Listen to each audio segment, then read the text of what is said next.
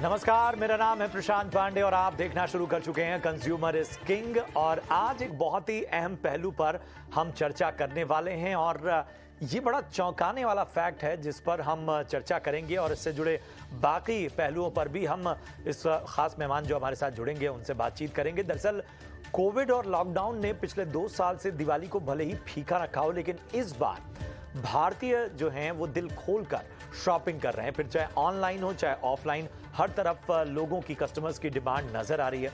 दुनिया भर में मंदी और युद्ध के डर के साए में हर तरफ जो है वो बहुत सी आशंकाएं नजर आ रही थी, लेकिन भारतीय लोग खरीदारी को तरजीह दे रहे हैं।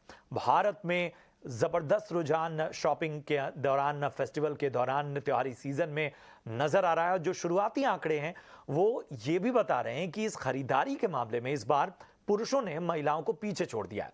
62% पुरुष दिवाली पर खरीदारी के मूड में हैं, जबकि 55% महिलाएं शॉपिंग को तैयार हैं। तो सोचिए, पैटर्न बदल रहा है, क्योंकि कभी महिलाओं पर ये आरोप लगते थे कि वो जरूरत से ज्यादा शॉपिंग कर रही हैं, लेकिन यहां आंकड़े बता रहे हैं कि साहब इस बार पुरुष जो हैं वो शॉपिंग ज्यादा कर रहे हैं। यहां तो पुरुष अच्छे खासे नंबर्स के साथ आपको आगे दिख रहे हैं और इसी बदलते पैटर्न और फेस्टिव सीजन में आई भारी डिमांड पर हम करेंगे चर्चा। शो में जिन पहलुओं पर हम चर्चा करेंगे, जरा फटाफट से उस पर निगाह डाल लेते हैं। तो सबसे अहम बात जिस पर हम चर्चा करने वाले हैं कि पुरुषों में शॉपिंग को लेकर क्रेज क्यों बढ़ रहा है, आखिर क्या बदलाव आया है जिसकी वजह से शॉपिंग बढ़ रहा है, और बड़े ब्रांड्स क्या मेंस सेक्शंस को लेकर उनकी प्लानिंग बढ़ती जा रही है। मंदी की आशंका के बावजूद भारत में क्यों डिमांड बढ़ रही है और कब तक रहेगी मार्केट में ये भारी डिमांड। मंदी की आशंका और ये बदलता पैटर्न, ये सब क्या कहता है, इस पर हम विस्तार से चर्चा करेंगे। हमारे साथ 3 खास मेहमान इस वक्त जुड़ चुके हैं इस चर्चा में। हमारे साथ हैं हरमिंदर साहनी साहब, आप हैं फाउंडर वजीर एडवाइजर से। इसके साथ ही प्रवीण खंडेलवाल साहब हैं, सेक्रेटरी जनरल CAIT, और इसके साथ ही कांदा हरिहरन साहब हमारे साथ जुड़े हुए हैं, जो कि एड योगी की हेड कस्टमर सक्सेस टीम को हेड कर रहे हैं। आप सभी का बहुत बहुत स्वागत कंज्यूमर इज किंग इस खास चर्चा में। सबसे पहले प्रवीण खंडेलवाल साहब, मैं आपके पास आना चाहूंगा। ये आंकड़े बड़े हैरान करने वाले हैं। किस तरह की फाइंडिंग्स दिख रही हैं और क्यों बड़ी तादाद में जो पुरुष हैं वो आज शॉपिंग के लिए बाहर निकलते हुए नजर आ रहे हैं? देखिए, सबसे पहले तो मैं ये जरूर कहना चाहूंगा कि कोविड की जो मायूसी थी व्यापार में पिछले 2 साल से, वो मायूसी इस बार दूर हो रही है। और जिस मात्रा में ग्राहक बाजारों में आ रहे हैं पूरे देश के बाजारों में, वो अपने आप में एक बड़ा सौभाग्य है व्यापारियों का। और उम्मीद की जाती है कि इस दिवाली के सीजन में लगभग 1.5 लाख करोड़ रुपए से ज्यादा का व्यापार होगा। जहां तक पुरुषों के ज्यादा आने का सवाल है, तो मैं उसमें जरूर कह सकता हूं कि क्योंकि बाजारों में जिस कदर भीड़ आ रही है, कंधे से कंधा मिलाकर के भी बाजार में चलना मुश्किल है, उसको ध्यान में रखते हुए मुझे लगता है कि शायद पुरुषों ने महिलाओं से कहा कि आप अपनी जो सब सामान आपको चाहिए वो आप हमको बता दें, हम उस भीड़ भाड़ में जाकर के सामान लेकर के आएंगे। तो ये भी एक हो सकता है। लेकिन कमोबेश महिलाएं भी बड़ी तादाद में, यदि हम रिटेल मार्केट्स को देखें तो वहां पर महिलाएं भी बड़ी तादाद में आ रही हैं। जो हमारी युवा जनरेशन है वो भी बड़ी तादाद में आ रही है। और कुल मिलाकर के मैं इसको देश की अर्थव्यवस्था और भारत के व्यापार के लिए एक अच्छा संकेत मानता हूं। संकेत हैं और वाकई ये एड ऑन फैक्टर है। अगर पुरुषों की का रुझान शॉपिंग की ओर बढ़ रहा है और महिलाओं का रुझान पहले से मौजूद है, तो ये तो डबल डिमांड वाली बात हो गई। और जाहिर सी बात है कि इससे ये जो 2 साल का एक सेटबैक था उससे उबरने में और ज़्यादा मदद मिलेगी। और दिवाली और फेस्टिव सीजन तो बस एक शुरुआत है, आगे किस तरह की डिमांड रहेगी इस पर भी बात करेंगे। हरमिंदर साहनी साहब, मैं आपके पास आना चाहूँगा। ये जो एक पैटर्न नजर आ रहा है, सबसे पहले तो इस पे आपका टेक क्या है? और हम देख रहे हैं कि बहुत सारे आउटलेट्स हैं, और चाहे वो ऑनलाइन हो चाहे ऑफलाइन, मेंस सेक्शंस की ओर बड़ा उनका फोकस है। और हमने देखा कई बड़े जो ब्रांड्स थे उन्होंने तो बाकायदा इसमें मेंस फैशन में एक तरह से बहुत अभूतपूर्व काम भी किया है, और हाल फिलहाल कई लॉन्चेस भी हुए। तो ये बदलाव क्या गुजर रही है फैशन इंडस्ट्री, कि जिस तरह से डिमांड नजर आई है, एक फैशन सेंस तो पहले से ही पुरुषों में माना जाता था, लेकिन एक आउट स्पोकन हुआ है अब पुरुष भी अपने फैशन को लेके, और चूंकि सोशल मीडिया और बाकी चीजें जो हैं वो कहीं ना कहीं उसकी प्रेजेंस को भी बढ़ा रही हैं। तो इस लिहाज से आप एक ऑब्जर्वर के तौर पर कैसे देख रहे हैं? बड़ी इंटरेस्टिंग डेवलपमेंट जो है पिछले 6-8 महीने से जो देखने में आ रही है, और इसमें रूट कॉज पे अगर आप जाएं तो रूट कॉज यहाँ आता है कि कंज्यूमर वही करता है जो कंज्यूमर रिएक्ट करता है। कंपनीज जो भी ऑफर करती हैं उसको कंज्यूमर रिएक्ट करता है। जो कंपनीज हैं, मेंस वेयर में बात करें या मेंस फैशन से रिलेटेड या मेंस ग्रूमिंग से रिलेटेड जितनी भी कंपनीज थी, उनके पास हमेशा ही एक डबल गेसिंग चलती थी। क्या आदमी को ये चीज चाहिए होगी, कितना फैशन ट्राई करें, कितना कलर ट्राई करेंगे, और घूम फिर के सब लोग उसमें सेफ प्ले करते थे। लेकिन जब से आप समझिए डेटा जो ऑनलाइन से कैप्चर होना शुरू हुआ, क्योंकि उसमें बहुत सारी चीजें ट्राई की जा सकती हैं, वहां जब वो ट्राई करना शुरू हुआ, और जितने भी हमारे क्लाइंट्स हैं जिन ब्रांड्स के साथ हम काम करते हैं, उनका ये मानना है कि पहले उन्हें कुछ भी नया ट्राई करना होता था, फैशन में, कलर में, स्टाइल में, डिजाइन में, बहुत रिस्क फैक्टर रहता था। वो कुछ परसेंटेज ही ट्राई करते थे हर सीजन में, और उसमें से कुछ चला नहीं चला तो वो सेफ गेम चलती रही उसमें ज्यादा से ज्यादा। लेकिन जैसे ही ऑनलाइन की ऑप्शन खुली है, रेंज बढ़ गई, ट्रायल करने की कोशिश बढ़ गई, उसमें खर्चा कम है, राइट, कि अगर आपने एक डिजाइन के 100 गारमेंट्स बना के डाल दी तो पूरे इंडिया में कहीं ना कहीं 100 तो बिक जाएंगे। लेकिन अदरवाइज अगर आप ऑफलाइन में ट्राई करना चाहते तो आपको शायद उसके लिए 5,000 पीस बनाने होंगे, और रिस्क बहुत बढ़ जाता था। तो उसके कारण फिर जो डेटा वापस आया चल के, तो उससे समझ आने लगा एक तो कि क्या फैशन पसंद है वो सिर्फ पसंद आएगा और आगे चलेगा। उससे ज्यादा ये है कि एक माइक्रो मार्केट लेवल के ऊपर डेटा आना शुरू हो गया कि शायद ये पर्पल कलर की शर्ट गुजरात में कहीं चल जाएगी, लेकिन शायद ये पंजाब में नहीं चलेगी, राइट। उसी तरीके से अगर आप देखें ग्रूमिंग के ऊपर जब बात आई कि किस तरीके की इतने जो D2C ब्रांड्स लॉन्च हुए, ये सब के सबकी सक्सेस का कारण जिस लेवल तक वो पहुंचे हैं, यही है कि उनको डेटा रोज मिल रहा है कि क्या चल रहा है। ऑफलाइन में नहीं मिलता था। लेकिन हम यहाँ ब्रांड्स की बात कर रहे हैं जो ऑफलाइन और ऑनलाइन दोनों जगह प्ले कर रहे हैं। मोस्टली ब्रांड्स, जितने लीडिंग ब्रांड्स हैं वो दोनों स्पेसिस में प्ले कर रहे हैं। उनके पास जो भी डेटा आ रहा है उस पे जब वो काम करते हैं, एनालाइज करते हैं और आगे कोई एक्शन लेते हैं, वो फिर पूरा ब्रांड के अक्रॉस नजर आता है। फिर उसमें ऑफलाइन ऑनलाइन की कोई ऐसी डिस्टिंक्शन नहीं रह जाती है। तो मेरा ऐसा मानना है कि ये डेटा कि इंडियन मेन जो है वो अपनी ग्रूमिंग में, अपने फैशन में और अपने स्टाइल में ध्यान देता है, ये लगता था है, लेकिन कैसे चेक करें। उसका खर्चा और रिस्क बहुत ज्यादा होने के कारण लोग चांस नहीं लेते थे, लेकिन अब वो करना शुरू कर दिया है। और दूसरी बात आपने सोशल मीडिया की कही कि हम हर समय हर जगह हैं, राइट। पहले जहां हैं आप उस हिसाब से अपने आप को ड्रेस करते थे, अपने हिसाब से उसी हिसाब से चलते थे। लेकिन अब तो आप हर समय हर जगह है, हर समय आप वीडियो कॉल पे हैं, हर समय आप सोशल मीडिया में अपनी पिक्चर्स डाल रहे हैं। तो उसके कारण भी फैशनेबिलिटी भी तो इन जनरल बढ़ी ही है, इसमें कोई डाउट नहीं है। लेकिन ये ब्रांड्स का डेटा मिलना और उनकी फिर ऑफर्स बढ़ना, उसके कारण भी कंज्यूमर अब आपको नजर आना स्ट्रीट में शुरू होगा कि भाई यहाँ फैशनेबल हो गए और वो सेल में नजर आ रहा है। तो मेरा मेरा ऐसा मानना है, क्योंकि ये चीज हम पिछले 6-8 महीने से जब भी ब्रांड से बात करें, डेटा सबसे बड़ा इशू, वो सबसे बड़ा क्या बोलते हैं उसको, एनेबलिंग फैक्टर बन के आ रहा है कि अब डेटा है तो फिर हम कॉन्फिडेंस से एंटर करते हैं उस चीज में कि हाँ यार ये कलर पता चल रहा है, ये चल जाएगा, इस मार्केट में डाल दीजिए। वैलिड पॉइंट्स आपने उठाए, और जाहिर सी बात है कि जिस तरह से हम इन पैटर्न्स को बदलते देख रहे हैं वो यूं ही नहीं है। ये बदलाव आया है और ये बदलाव ब्रांड्स तक पहुंच रहा है, इसलिए वो कहीं ना कहीं वो चीज़ें भी ऑफर कर रहे हैं जो लोगों को आकर्षित कर रहा है। हमारे साथ एड योगी से कांदा हरिहरन साहब हैं। कांदा हरिहरन साहब, अगर मेरी प्रोनाउंसिएशन आपके नाम के साथ कुछ गलत है तो प्लीज़ मुझे दुरुस्त कीजिएगा। आप हेड हैं कस्टमर सक्सेस टीम के एड योगी में, और आपसे मैं जानना चाहूँगा हरिहरन साहब कि बहुत सारे लोगों के साथ तो आप डील कर रहे होंगे, ब्रांड्स के साथ भी डील कर रहे होंगे, और आपका तो पूरा काम ही मार्केटिंग और लोगों तक रीच पहुंचाने का है। कुछ बदलाव आप देख रहे हैं एक टारगेट सेट करने में, प्रोजेक्शन में, या किसी तरह की स्पेशल डिमांड में? Perfect. If I understand correctly, you see that has there been a target that has been set, right? That is your question.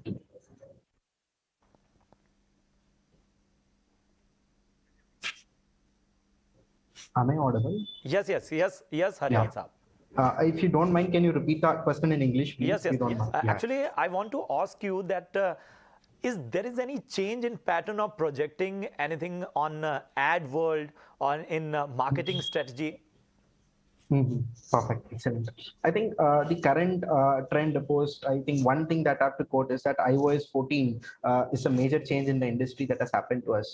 The Apple devices are no more trackable for conversions. Specifically, when you buy from an Apple device, we are no more able to track it.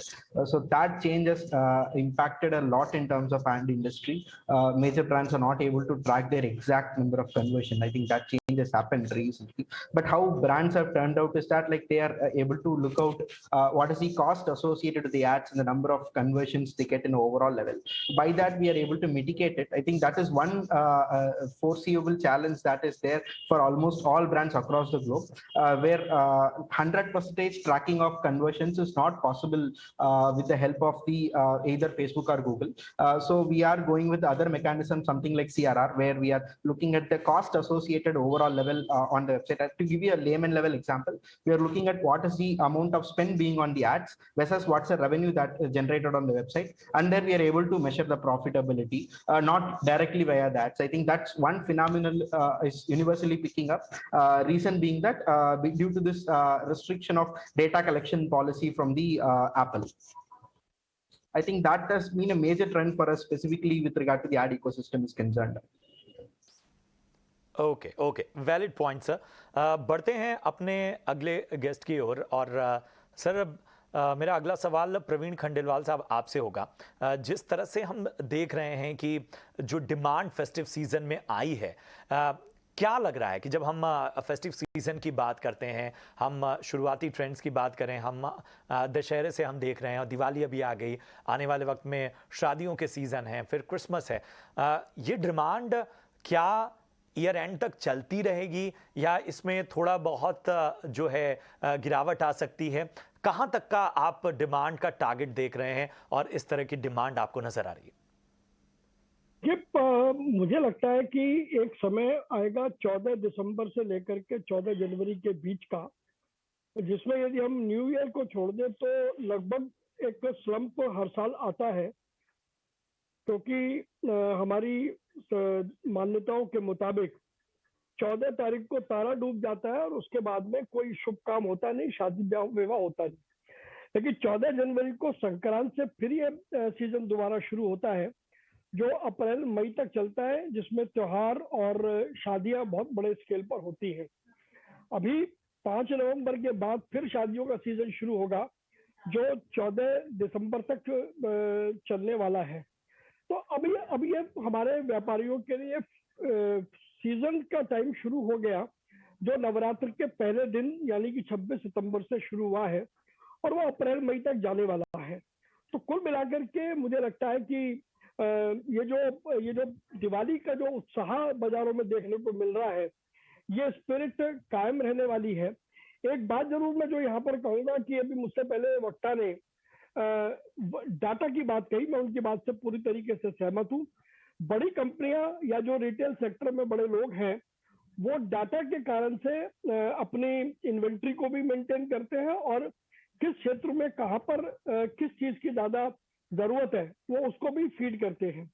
उस बात से मैं इसलिए इत्तेफाक रखता हूं क्योंकि confederation of all India traders भी बहुत जल्दी अपने जो ई कॉमर्स पोर्टल ला रही है, भारत ई मार्ट, उसके जरिए देश भर के व्यापारियों को हम एनालिटिकल स्टडीज देंगे और उनको वो डाटा देंगे जो, क्योंकि अभी कहा जा रहा था कि भी ऑफलाइन ट्रेडर्स के लिए डाटा देने का कोई मैकेनिज्म नहीं है। कन्फेडरेशन इस प्रयास को शुरू कर रहा है और दिवाली से हम इस प्रयास को शुरू कर रहे हैं। तो हम भी अपने व्यापारियों को देश भर में एनालिटिकल डाटा देंगे और उसके बेसिस पर बाजार की जो ग्रोथ है वो सस्टेन रहेगी। उसको सस्टेन कराने के लिए भी हम उनको ऑनलाइन ट्रेनिंग और बहुत सारी चीजें देने वाले हैं। तो कुल मिला के मुझे लगता है कि डिजिटल प्रणाली के इस युग में जब धीरे धीरे करके व्यापार करने के तौर तरीके बदल रहे हैं, वहां हमारे देश के व्यापारियों ने भी अपने व्यापार को काफी हद तक बदला है।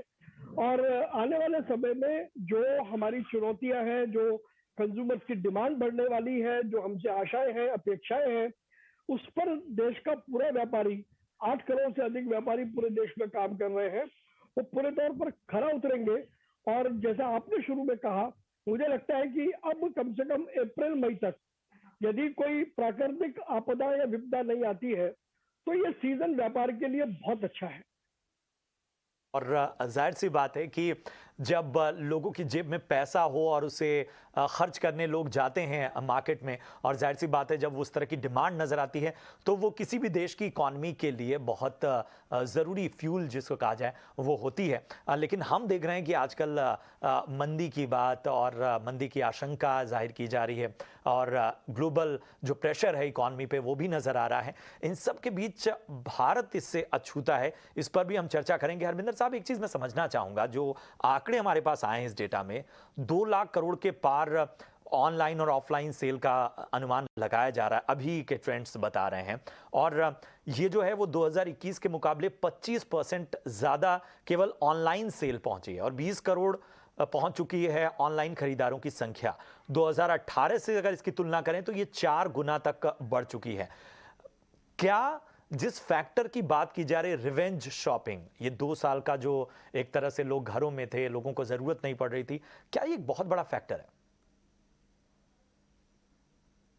ना ओवरऑल अगर देखा है वो निकल गया, एक टाइम पहले थोड़ी बात निकल गई, लेकिन ये दिवाली की जो रिवेंज शॉपिंग है ना, ये पहली बार आ रही है कोविड के बाद, क्योंकि दिवाली बिगड़ी रही है दोनों बार, पीछे खुल के नहीं हो पाई है। इस बार कम से कम कहीं भी किसी तरीके की कोई कॉशन नहीं है, और ऐसा नहीं है कि लोग कर रहे हैं डरते हुए कर रहे हैं, खुल के हो रहा है जो भी हो रहा है, क्योंकि ये पूरा विश्वास है कि वैक्सीनेशन हो चुकी है। इस समय किसी तरीके का कोई नजर नहीं आ रहा है कि वायरस है, कोई ऐसी वेव आने की बात नहीं हो रही है, तो लोग खुल के कोशिश कर रहे हैं। तो ये वाला जो पार्ट है ना कि फुल रिकवरी वाला, कि दिवाली जो चल के आ रही है, तो इसको आप ये मानिए कि मोटा मोटा आप समझिए इस बात को कि अगर 100 रुपए की शॉपिंग हो रही थी दिवाली की 2019 की दिवाली में, तो 20 में और 21 में भी वो बढ़ के ही होनी चाहिए थी कुछ, और 22 में, तो 3 साल का जो स्लैक है। अब कंज्यूमर जो है वो, आप भी देखिए अपने को या हम अपनी बात करें, तो हम ऐसा देख के नहीं काम करते हैं कि 2 साल जो बीच में चले गए वापस 19 में जो किया था वही करेंगे जो हमें 20 में करना था, क्योंकि दिवाली आ रही है। हम वही करेंगे जो हमें 20-21 से होते हुए 22 में करना था, कि चाहे वो हमारी एस्पिरेशन की बात करें, इनकम की बात करें, या उस तरीके से जो मार्केट के अंदर जो हमारी एस्पिरेशन के अगेंस्ट जो चीजें मिल रही हैं। तो ये लोग बात करते हैं कि हम प्री कोविड लेवल पे जा रहे हैं। मेरा ऐसा मानना है प्री कोविड छोड़िए, मैं कह रहा हूँ पोस्ट कोविड प्लस पे जा रहे हैं हम लोग इस बार। क्योंकि पोस्ट कोविड के अंदर अगर हम कहें कि भी 19 में जो हुआ था उससे बढ़ के 22 में होना चाहिए, 20-21 वाइप आउट हो गया। मेरा ऐसा मानना है उस स्लैक को भी कैप्चर करके 22 में वो काम हो रहा है, उस तरीके की शॉपिंग हो रही है। क्योंकि दिवाली पहली बार खुल के हो रही है, और दिवाली ऐसी चीज नहीं है कि अरे ये अगले महीने कर लेंगे, राइट। ये इवेंट वैसा है, या साउथ के जो फेस्टिवल्स हैं या दुर्गा पूजा के फेस्टिवल में हमने शॉपिंग को देखा है, तो इतना हो रहा है कि लोग कह रहे हैं कि ये साल में 2 साल मिस हुए, तो लोगों को समझ में आ रहा है कि सालाना त्योहार का मतलब क्या होता है, मिस होता है तो कैसा फील होता है। तो वो शॉपिंग का जो मूड है ना, एग्रेसिव है इस बार। तो इस एग्रेशन का, इसका मैक्रो से या यूक्रेन वॉर से लेके या रिसेशन से या इंटरेस्ट रेट्स बढ़ने से, उन सारी चीजों से कोई लेना देना नहीं है इसका, क्योंकि कोई अपना आखिरी रुपया तो वैसे भी खर्च नहीं कर रहा है, लेकिन खुल के खर्च कर रहे हैं, जितना कर सकते हैं वो खुल के खर्च कर रहे हैं। और सामने से मेरे को कम से कम अच्छी बात यह है कि हम जब मैक्रो लेवल पे बात हो रही है, हेडलाइंस रिसेशन और इन्फ्लेशन और इंटरेस्ट रेट की बात होती है, लेकिन जहां पे भी हम कंपनीज के साथ बात कर रहे हैं, ब्रांड्स के साथ बात कर रहे हैं, वो अपनी प्लानिंग में, अपनी इन्वेंट्री में, अपनी ऑफर्स में कहीं भी हिचकिचाहट नहीं दिखा रहे हैं, क्योंकि उनके पास भी ग्राउंड लेवल डेटा है कि हेडलाइन बात छोड़िए एक्चुअली क्या हो रहा है वो देखते हैं। तो उससे ये सब चीजें एक तरीके से ब्लर की हुई है, वो कोई उस पर ध्यान नहीं दे रहा, ना कंज्यूमर, ना कंपनीज, ना चैनल पार्टनर्स, व्यापारी, कोई नहीं देख रहा, सब खुल के आगे बढ़ रहे हैं। अब ये सारी चीज, ये दिवाली का जो एक स्पर्ट है कि 2 साल बाद वाली दिवाली इतना होगा, कितना सस्टेन कर पाएगा, आप ये बात कर रहे थे, वो बहुत मुश्किल है एस्टिमेट करना, क्योंकि वो फिर अल्टीमेटली वापस नॉर्मल उन्हीं चीजों पे आएगा कि इकोनॉमी कैसी चल रही है, जॉब्स है नहीं है, इनकम मिल रही है नहीं मिल रही है, सरकार कितना स्पेंड कर रही है नहीं कर रही है, उन सारी चीजों के ऊपर वापस वो बात आएगी। लेकिन ये अगले, इस सीजन दिवाली का और शादियों का नए साल तक जो सीजन है, ये इसके अंदर इग्नोर्ड है वो सारी चीजें, ना कोई भी जो इन्वॉल्व है स्टेक होल्डर्स और कंज्यूमर, कोई उस पर ध्यान नहीं दे रहा है इस समय।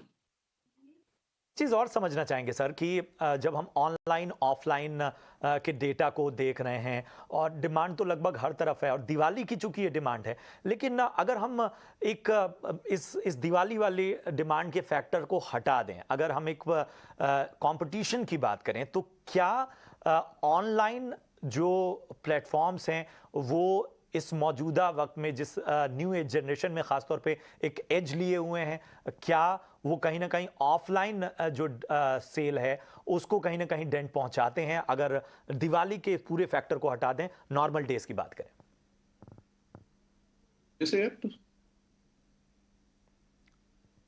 जी हरमिंदर जी, मेरा सवाल आपसे था। जी नहीं, मेरा ऐसा मानना है, तो मैं इस बात को नहीं मानता कि ऑनलाइन जो चैनल्स हैं उनके पास कोई एज है इस समय। ऑनलाइन चैनल्स के पास एक मेजर एज था जब उन्होंने शुरू में लॉन्च किया। बहुत सारे चैनल्स बहुत सारा पैसा फेंक रहे थे, बहुत प्लेयर्स थे, इंटरनेशनल, इंडियन, बहुत फंडिंग आ रही थी, तो बहुत पैसा फेंका जा रहा था मार्केट में, डिस्काउंट में, मार्केटिंग में, और उनका बेस इतना छोटा था, वो उसके ऊपर ग्रो करने की बात कर रहे थे। लेकिन और नए नए कंज्यूमर्स के लिए भी एक नई एक्साइटमेंट थी और उनको इतने ऑफर्स मिल रहे हैं, हर तरह की चीज हो रही थी क्योंकि वो एक मार्केट क्रिएट कर रहे थे। लेकिन आज अगर बात करें एज की, अगर बात करें तो मैं ऐसा नहीं मानता कि उनके पास कोई ऐसा एक्स्ट्रा ऑर्डिनरी एज है, क्योंकि अगर ऐसा होता कि उनके पास एज है तो आज की डेट में चाहे मॉल रेंटल्स की बात करें, फुटफॉल्स की बात करें, ब्रांड्स की बात करें, वो नंबर ऑफ स्टोर्स कितना बढ़ा रहे हैं, किसी भी ब्रांड का जो ऑनलाइन ऑफलाइन दोनों जगह बेचती है उसका कितना शेयर ऑनलाइन में जा रहा है, कितना ऑफलाइन में है, अगर उनको देखें तो कहीं भी एज नजर नहीं आ रहा है। नेक टू नेक कॉम्पिटिशन चल रहा है, क्योंकि जो एक अनफेयर एडवांटेज या अर्ली स्टेज एडवांटेज, जो कोई भी नया प्लेयर आता है तो पूरा पैसा अपना पूरा जोर लगाता है उसके ऊपर। लेकिन अब ये बिजनेस एज यूजुअल पे आ गई है बात। अब बात आ गई है कि पैसा कौन बना पा रहा है या नहीं बना पा रहा है, उतना ही इन्वेस्ट होगा जितने के ऊपर रिटर्न नजर आएगा। तो वो एज वाली बात नहीं रही है। अब कुछ एक्स्ट्रा ऑर्डिनरी कुछ होगा तो ये एज उनको मिलेगा, जैसा कि कोविड हुआ, लॉकडाउन हो गया, ऑनलाइन को एज मिल गया, राइट। इस समय अगर पूछे तो ऑफलाइन को एज है इस बात का, क्योंकि लोग बाहर निकलना चाहते हैं, तो इसीलिए एज है। अगर इसको एज इन दोनों क्या बोलते हैं उसको, कि अनप्रेसिडेंटेड एजेस को हटा दे तो इस समय नेक टू नेक वाली बात है, कोई एडवांटेज नहीं है। ये हो गई रिटेल चैनल, ये बात हो गई रिटेलर्स की, ऑनलाइन और ऑफलाइन रिटेलर्स की। और जहां तक ब्रांड्स की बात आती है, ब्रांड्स को पिछले 4-5-6 साल के अंदर पूरी तरह समझ में आ गया कि कोई भी ब्रांड किसी भी चैनल को इग्नोर नहीं कर सकता। उनको ऑनलाइन ऑफलाइन, अपने स्टोर, मॉल्स में, छोटी जगह, मल्टी ब्रांड, हर जगह प्रेजेंट होना पड़ेगा जहां कंज्यूमर है। क्योंकि कंज्यूमर कब कहां पे शॉपिंग करेगा, कितनी करेगा, किस दिन वो क्या करना डिसाइड करेगा, कंज्यूमर सारी ऑप्शंस चाहता है, और वो हर शॉपिंग इवेंट के ऊपर डिसाइड करते हैं कि आज ऑनलाइन करेंगे या मॉल जाएंगे, मॉल नहीं जाएंगे तो क्या सदर बाजार चले जाएंगे या दूसरे शहर चले जाएंगे। वो ऑप्शंस चाहता है हर जगह, और वो डिसाइड करेंगे जब उनको जहां जाना है। तो ब्रांड्स के पास कोई ऑप्शन नहीं है कि वो डिसाइड करें अरे हम तो ऑनलाइन ब्रांड है, हम ऑफलाइन ब्रांड है, हम मॉल्स में बेचते हैं, हाई स्ट्रीट पे बेचते हैं, कोई ऑप्शन नहीं है। और जो इस ऑप्शन को अपना बनाएगा वो अपने ही ग्रोथ को लिमिट करेगा।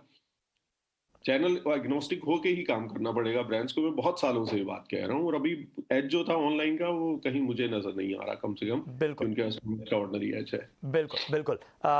Mr. Hariharan, I want to ask you that how to increase sales in retail sector. There are certain constraints there. There are certain limitations there. So, as an observer or as a key player in marketing, give us 3 major things which are important to increase sales in retail. Perfect. Retail, essentially you mean to the D2C, right? Like where you have retail in terms of online retail or offline retail in specific, if I can understand. If we can start with offline first. Perfect, excellent.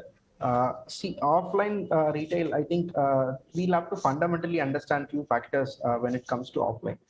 So currently, offline stores, people have to physically visit the store, and fundamentally, the communication channels that has remained TV or radios are going to be costly.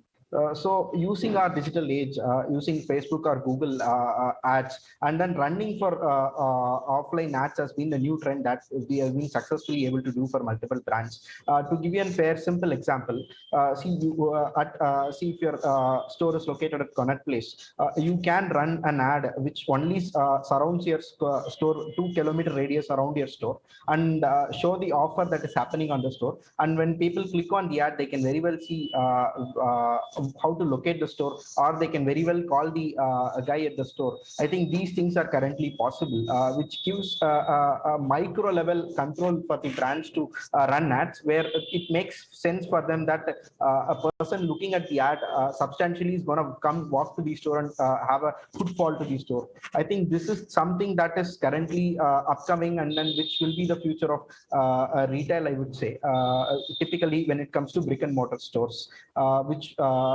can effectively lower down the cost of advertisement, whereas potentially give the footfall to the store, I believe to be. When I have to take about specifically when it comes to D2C, which is having your own storefront online, there have been much ever trends. If one key observation I can quote to you is that D2C, a post-COVID era, what is happening currently, post-COVID era. Sorry. Okay. Actually, we are short of time, so very sorry to cut you here. No problem. लेकिन समय कम होने की वजह से इस चर्चा को हमको यहीं रोकना पड़ेगा, लेकिन बहुत बहुत शुक्रिया करेंगे हरमिंदर साहनी सर आपका हमसे जुड़ने के लिए। प्रवीण खंडेवाल साहब आपका भी शो में शामिल होने के लिए, इस चर्चा में शामिल होने के लिए बहुत बहुत धन्यवाद। इसके साथ ही कांदा आर्यरन बहुत बहुत शुक्रिया आपका भी इस शो में जुड़ने के लिए। उम्मीद की करते हैं कि ये जो सारी डिमांड है वो हमारे बाज़ारों में बनी रहे, ताकि इकॉनमी के लिए, हमारे बिजनेसमैन के लिए और जो लोग भी इससे जुड़े हुए हैं उनके चेहरों पर ये रोशनी, ये खुशी बरकरार रहे।